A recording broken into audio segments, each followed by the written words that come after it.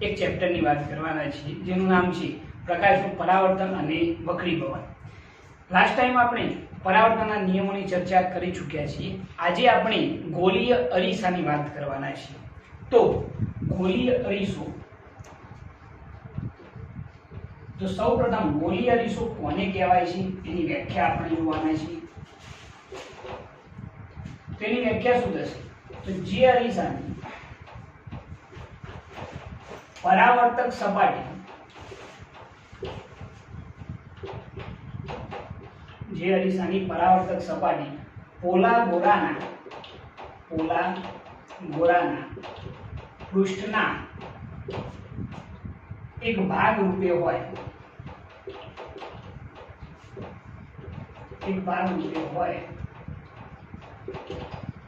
તેવા અરીસાને ગોલીય અરીસો કહે છે। વ્યાખ્યા શું લખેલી છે? જે અરીસાની પરાવર્તક સપાટી પોલા ગોળાના પૃષ્ઠના એક ભાગ રૂપે હોય તેવા અરીસાને શું કહે છે? ગોલીય અરીસો। તો ગોલીય અરીસો જે છે એ કોઈ ભગવાને બનાવેલી વસ્તુ નથી। ગોલીય અરીસો જે છે એ માણસે બનાવેલી વસ્તુ છે। એ કોઈ પણ એક પોલા ગોળાના પૃષ્ઠનો એક ભાગ છે અને એવા અરીસાને આપણે શું કહીએ છીએ? ગોલીય અરીસો। જનરલી ગોલીય અરીસો જે છે એના મુખ્ય બે પ્રકાર છે। પહેલો આવે છે અંતર્ગોળ અરીસો,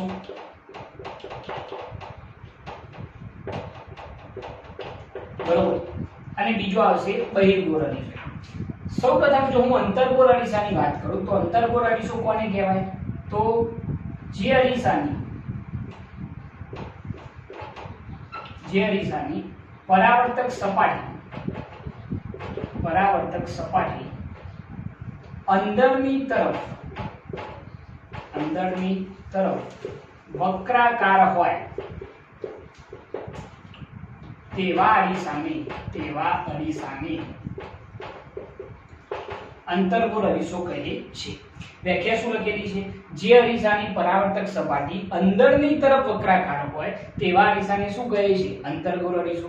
દાખલા તરીકે હું તમને એમ કહું કે અંતર્ગોળ અરીસો કઈ રીતે બનાવો, તો સમજી લો કે આ રીતનો કોઈ એક પોલો ગોળો છે, એની અંદરથી આપણે આટલો ભાગ કટ કરી દઈએ, બરોબર છે?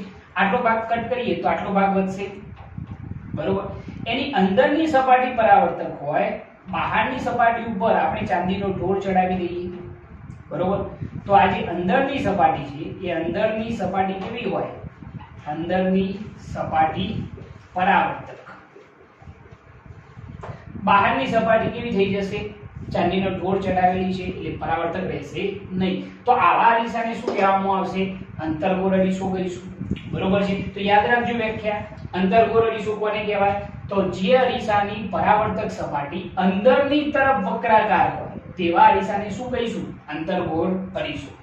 એનું ઉદાહરણ કેવું હોય તો ચકચકિત જે ચમચી છે એની અંદરની સપાટી જે છે એ કેવી છે? તો અંતર્ગોળ અરીસા જેવી છે, આપણે એમ કહી શકીએ છીએ। તમે કોઈ ચમચી જોશો આપણા ઘરે જે હોય એની જે અંદરની સપાટી છે એ વન ટાઈપ ઓફ શું છે? અંતર્ગોળ અરીસો છે। એના પછી જો આપણે વાત કરીએ તો બહિર્ગોળ અરીસો, જે ગોલીય અરીસાનો બીજો પ્રકાર છે। તો બહિર્ગોળ અરીસો કોને કહેવાશે? તેની વ્યાખ્યા આપણે એવી લખીશું કે જે અરીસાની પરાવર્તક સપાટી બહારની તરફ વક્રાકાર હોય તેવા અરીસાને શું કહે છે? તો બહિર્ગોળ અરીસો કહે છે। જો બહારની સપાટી પરાવર્તક હોય તો એવા અરીસાને આપણે શું કહીશું? બહિર્ગોળ અરીસો। દાખલા તરીકે હું તમને એમ કહું કે બહિર્ગોળ અરીસો કઈ રીતે બનાવી શકાય, તો સમજી લો કે આ પોલો ગોળો છે, એની અંદર આપણે આટલો ભાગ એનો કટ કરીએ, બરોબર છે? આટલો ભાગ કટ કરીશું તો આટલો ભાગ વધશે, એટલો આવશે ને? આટલો ભાગ આપણે કટ કરીને મેળવ્યો છે। હવે આની બહારની સપાટી પરાવર્તક રાખવાની છે તો અંદરની સપાટી જે છે એના ઉપર તમે ચાંદીનો ઢોળ ચડાવી દો આ રીતે, તો આ જે બહારની સપાટી છે એ પરાવર્તક થઈ જશે, બરોબર? તો આવો જે અરીસો હોય એને આપણે શું કહીશું? તો બહિર્ગોળ અરીસો। બહિર્ગોળ અરીસા માટેનું બેસ્ટ ઉદાહરણ કયું તો આપણે જે ચકચકી ચમચી હતી એની જે બહારની સપાટી છે એ બહારની સપાટી શું કહેવાશે, જે ઉપસેલી હોય એ સપાટી શું કહેવાશે તો એ બહિર્ગોળ અરીસો કહેવાશે. તો સૌપ્રથમ આપણે ગોળી અરીસો કોને કહેવો એની થોડીક ચર્ચા કરેલી છે. ગોળી અરીસાની સૌપ્રથમ વ્યાખ્યા શું છે તો જે અરીસાની પરાવર્તક સપાટી પોલા ગોળાના પૃષ્ઠના એક ભાગ રૂપે હોય તેવા અરીસાને શું કહે છે તો ગોળીય અરીસો. પોલા ગોળાના પૃષ્ઠનો એક ભાગ હશે, બરોબર છે.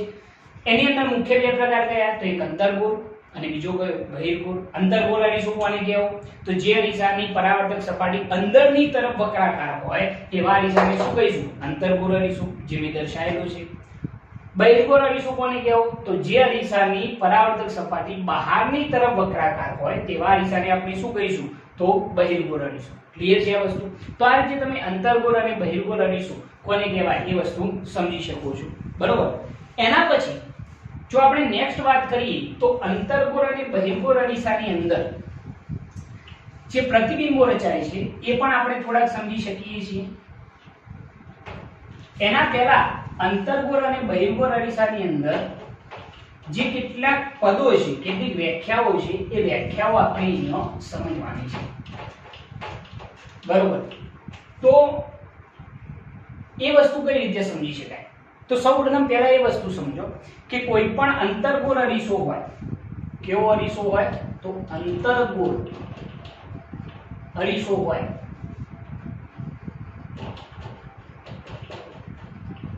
તો એની અંદર એનું જે ઉપનામ છે એ અભિસારી લેન્સ છે, અભિસારી અરીસો છે. અભિસારી અરીસો કેમ? કારણ કે એની અંદર પ્રકાશનો જે કિરણો મુખ્ય અક્ષને સમાંતર આપાત થતો હોય છે એ પરાવર્તન પામી અને કોઈ એટલે કે મુખ્ય કેન્દ્ર પાસે શું થતા હોય છે કેન્દ્રિત થતા હોય છે.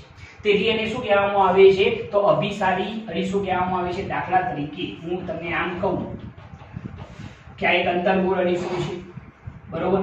એની અંદર મુખ્ય અક્ષને સમાંતર, આ જે છે મુખ્ય અક્ષ છે, મુખ્ય અક્ષને સમાંતર આપાત થતા કિરણ પરાવર્તન પામી અને કઈ જગ્યાએ કેન્દ્રિત થતા હોય છે મુખ્ય કેન્દ્ર F પર કેન્દ્રિત થતા હોય છે, જેથી અંતર્ગોળ અરીસાને અભિસારી અરીસો પણ કહેવામાં આવે છે. આ વસ્તુ યાદ રાખજો, MCQ ની અંદર પૂછાઈ શકે એવો ક્વેશ્ચન આને તમે ગણી શકો છો, બરોબર. એના પછી જો હું બહિર્ગોળ અરીસાની વાત કરતો હોય,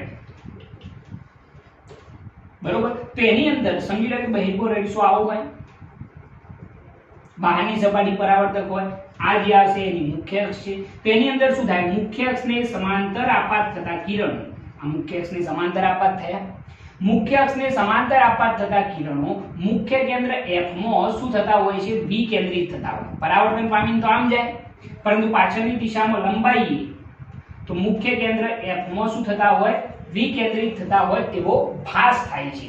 તેથી બહિર્ગોળ અરીસો જે છે એને અપસારી અરીસો પણ કહે છે. આ પણ વસ્તુ MCQ ની અંદર પૂછાઈ શકે છે, બરોબર. તો અંતર્ગોળ અરીસો અભિસારી છે અને બહિર્ગોળ અરીસો શું છે અપસારી છે. આ વસ્તુ તમારે વ્યવસ્થિત સમજવાની રહેશે. ઓકે, હવે એના પછી એની જે કેટલીક વ્યાખ્યાઓ છે એ પણ આપણે સમજી લઈએ. તે કઈ રીતે સમજાય છે એ જરા જોજો. તો સૌપ્રથમ પહેલી વસ્તુ આપણે સમજીએ તો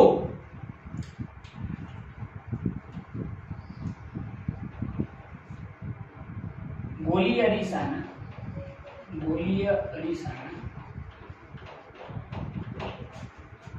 કેટલાક પદોની સમજૂતી, બરોબર છે.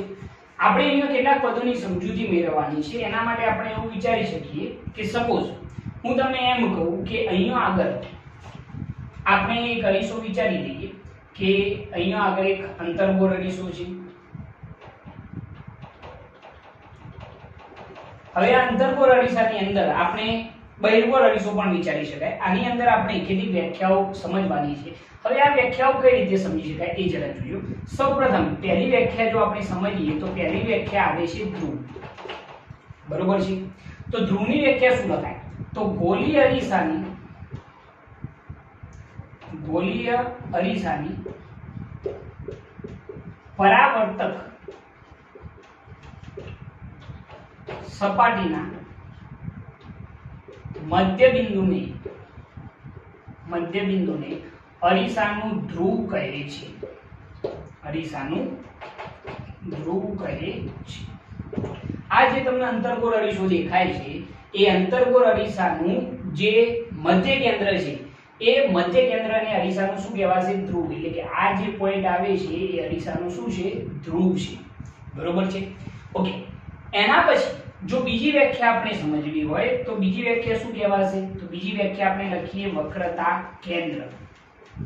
વ્યાખ્યા જરા ધ્યાન રાખજો. તો ગોળીય અરીસાની પરાવર્તક સપાટી જે પોલા ગોળાના ભાગ રૂપે હોય તે ગોળાના કેન્દ્રને વક્રતા કેન્દ્ર કહે છે. બરોબર છે? તો ધ્રુવની સંજ્ઞા આપણે શું લખી? P. એ રીતે વક્રતા કેન્દ્રની જે સંજ્ઞા છે એ C છે, કેપિટલ C. વ્યાખ્યા શું છે? તો ગોળીય અરીસાની પરાવર્તક સપાટી જે પોલા ગોળાના ભાગ રૂપે હોય તે ગોળાના કેન્દ્રને શું કહીશું? વક્રતા કેન્દ્ર. દાખલા તરીકે આ અરીસો છે. આ અરીસો જે પોલા ગોળાના ભાગ રૂપે હોય, સપોઝ વિચારો કે હું એક પોલો ગોળો દોરું જેમાંથી આ અંતર્ગોળ અરીસો બનાવેલું છે તો એ કંઈક આવો આવશે. બરોબર છે? સપોઝ આ પોલા ગોળાનું જે કેન્દ્ર હોય, કેન્દ્ર લગભગ કેટલા હશે? અહીંયા આવશે. તો આ કેન્દ્રને શું કહેવામાં આવશે? વક્રતા કેન્દ્ર C. વ્યાખ્યા યાદ રાખજો કે ગોળીય અરીસાની પરાવર્તક સપાટી જે પોલા ગોળાના ભાગ રૂપે હોય તે ગોળાના કેન્દ્રને વક્રતા કેન્દ્ર કહે છે. વ્યાખ્યાની પોખતા નહીં. વ્યાખ્યા શું થશે? ગોળીય અરીસાની પરાવર્તક સપાટી જે પોલા ગોળાના ભાગ રૂપે હોય તે ગોળાના કેન્દ્રને શું કહે છે? વક્રતા કેન્દ્ર C. એના પછી જો ત્રીજી વ્યાખ્યા લખવી હોય તો ત્રીજી વ્યાખ્યા આપણે એ લખી શકીએ કે વક્રતા ત્રિજ્યા. તો વક્રતા ત્રિજ્યાની વ્યાખ્યા શું લખાય એ જરા જોજો. તો ગોળીય અરીસાની પરાવર્તક સપાટી જે પોલા ગોળાના ભાગ રૂપે હોય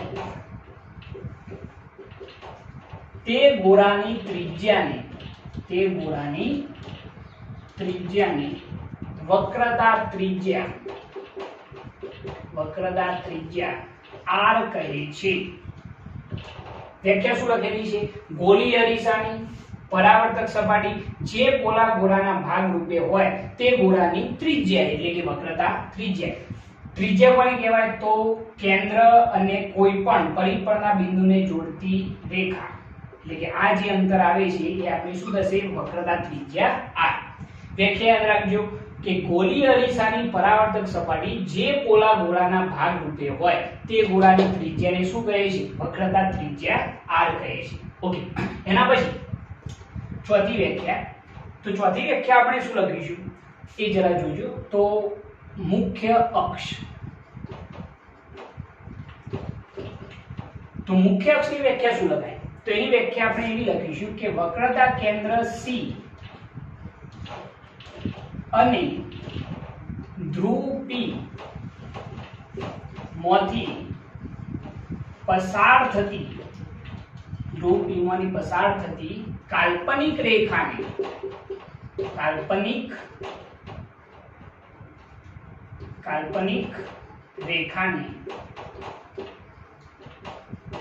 મુખ્ય અક્ષ કહે છે. શેમાંથી પસાર થતી? વક્રતા કેન્દ્ર C અને ધ્રુવ P માંથી પસાર થતી કાલ્પનિક રેખા. આ જે રેખા પસાર થઈ રહી છે એને શું કહેવામાં આવશે? મુખ્ય અક્ષ. બરોબર છે? શેમાંથી પસાર થતી? વક્રતા કેન્દ્ર C અને ધ્રુવ P માંથી પસાર થતી કાલ્પનિક રેખા જેને આપણે શું કહીશું? મુખ્ય અક્ષ. એના પછી નેક્સ્ટ આપણે જો વાત કરીએ તો પાંચમી વ્યાખ્યા લખવી હોય તો એ આપણે લખીએ મુખ્ય કેન્દ્ર.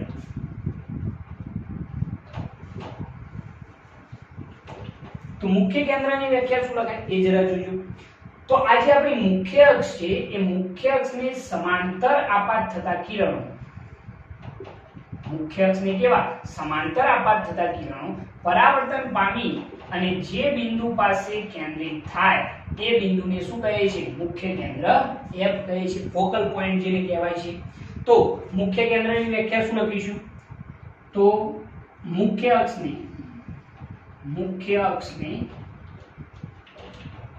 સમાંતર આપાત થતા કિરણો પરાવર્તન પામી જે બિંદુ પાસે કેન્દ્રિત થાય તે બિંદુને મુખ્ય કેન્દ્ર કહે છે. વ્યાખ્યા શું લખી છે કે મુખ્ય અક્ષને સમાંતર આપાત થતા કિરણો પરાવર્તન પામી અને જે બિંદુ પાસે કેન્દ્રિત થાય એ બિંદુને શું કહે છે? મુખ્ય કેન્દ્ર. આ અંતર્ગોળ અરીસો છે, પરંતુ જો બહિર્ગોળ અરીસો હોય તો શું લખવા? તો મુખ્ય અક્ષને સમાંતર આપાત થતા કિરણો પરાવર્તન પામી અને જે બિંદુ પાસે વિકેન્દ્રિત થતા હોય તે બિંદુને શું કહે છે? મુખ્ય કેન્દ્ર F કહે છે. ઓકે, મુખ્ય કેન્દ્રની સંજ્ઞા યાદ રાખજો, એને આપણે કોના વડે દર્શાવીશું? F વડે. એના પછી છઠ્ઠી વ્યાખ્યા જો લખવી હોય તો છઠ્ઠી વ્યાખ્યા આપણે લખી શકીએ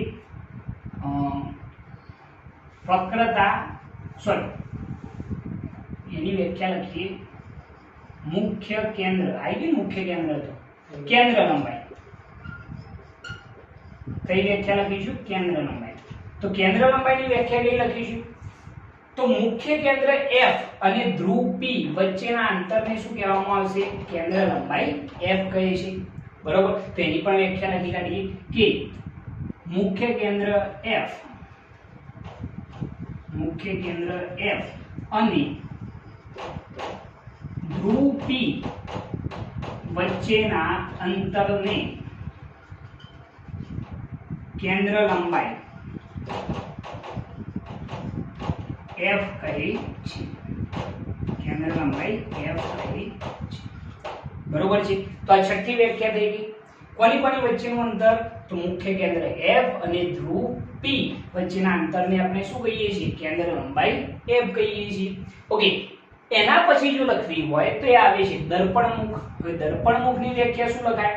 તો અરીસાની પરાવર્તક સપાટીના વર્તુળાકાર ધારના વ્યાસને, આ જે વ્યાસ મળતો હોય એને આપણે શું કહીશું? તો એને દર્પણમુખ કહેવામાં આવે છે. તો સાતમી વ્યાખ્યા આપણે અહીંયા લખી કાઢીએ કે દર્પણમુખ કોને કહેવામાં આવશે? તો અરીસાની પરાવર્તક સપાટીના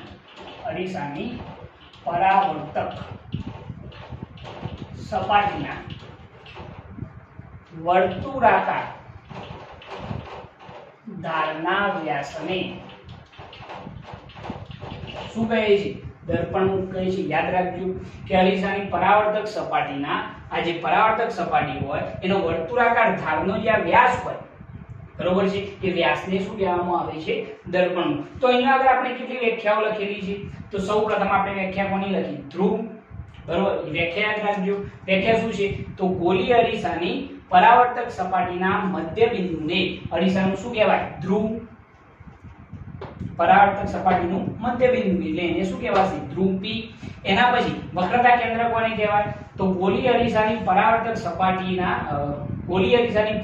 સપાટી જે પોલા ગોળાના ભાગ રૂપે હોય તે ગોળાના કેન્દ્રને શું કહે છે? વક્રતા કેન્દ્ર C.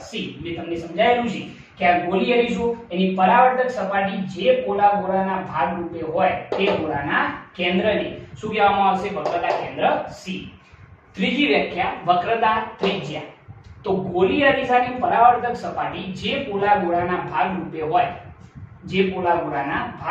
હોય તે ગોળાની ત્રિજ્યા એટલે શું કહેવાશે? વક્રતા ત્રિજ્યા. એના પછી મુખ્ય અક્ષ કોને કહે છે? તો વક્રતા કેન્દ્ર C અને ધ્રુવ P માંથી પસાર થતી કાલ્પનિક રેખા એને શું કહેવામાં આવશે? મુખ્ય અક્ષ. એના પછી આવે છે મુખ્ય કેન્દ્ર. તો મુખ્ય કેન્દ્ર કોને કહેવાશે? તો મુખ્ય અક્ષને સમાંતર આપાત થતા કિરણો પરાવર્તન પામી અને જે બિંદુ પાસે કેન્દ્રિત થાય તે બિંદુને શું કહેવામાં આવે છે? મુખ્ય કેન્દ્ર F કહે છે. જો બહિર્ગોળ અરીસો હોય તો શું થાય? વિકેન્દ્રિત થતા હોય તે બિંદુને શું કહેવાશે? મુખ્ય કેન્દ્ર F. એના પછી આવી કેન્દ્ર લંબાઈ.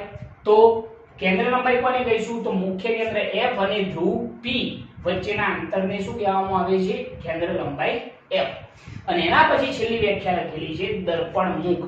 તો દર્પણ મુખની વ્યાખ્યા શું? તો અરીસાની પરાવર્તક સપાટીના વર્તુળાકાર ધારના વ્યાસને, આ જે વ્યાસ આવે, સમજો કે અરીસો અહીંયાથી અહીંયા સુધી હોય તો આ વર્તુળાકાર ધારનો જે વ્યાસ છે એ વ્યાસને શું કહેવામાં આવશે? દર્પણ મુખ. ઓકે.